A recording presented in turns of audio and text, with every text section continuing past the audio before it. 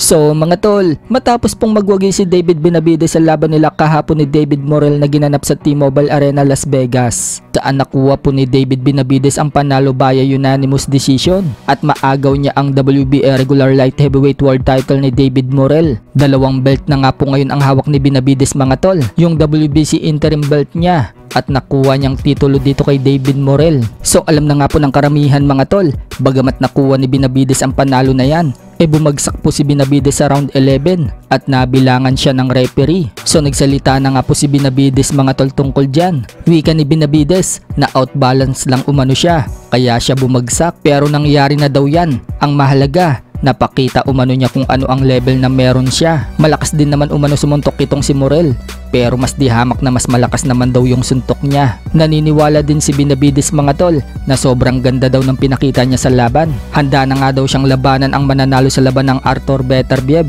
versus Dmitry Bivol rematch. Pagkatapos umano niyang talunin kung sino sa dalawa ang makakalaban niya, may isusunod pa daw siyang magagandang laban.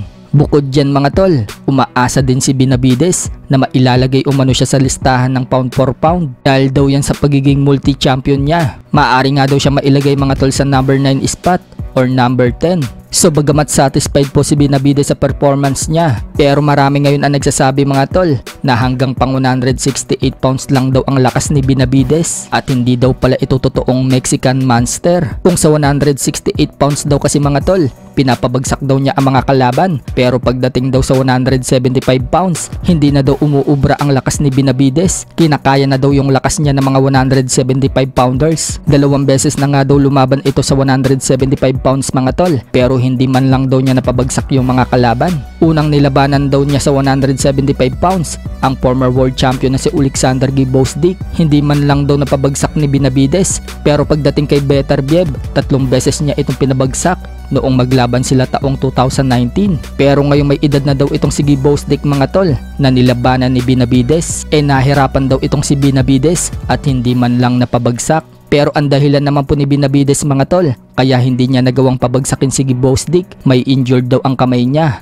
Pero ang tanong ng mga fans mga tol, bakit ngayong wala naman daw injured itong si Benavides? Hindi pa rin daw niya napabagsak itong si Morrell. Kaya prediction ng mga fans mga tol, kapag nakalaban daw ni Benavides si Dmitry Bivol o kaya naman si Artur Beterbiev, may kalalagyan daw itong si Benavides. Hindi daw ito uubra sa dalawa. Sa kabilang banda naman mga tol, nito nga lang pong nakalipas na araw, matindi po ang bangayan sa social media ng dalawa nating pambato na si former 3 Division World Champion General Casimero at top 2 contender sa WBO Super Bantamweight Division na si Carl-James Martin. At dahil sa tindi ng bangayan ng dalawa, nagbigay po ng opinion ang Pinoy former OPBF champion na si KJ Cataraha. Wika po ni Cataraha mga tol sa post niya sa kanyang FB, mas maganda daw kung maglaban na lang si Casimero at Martin.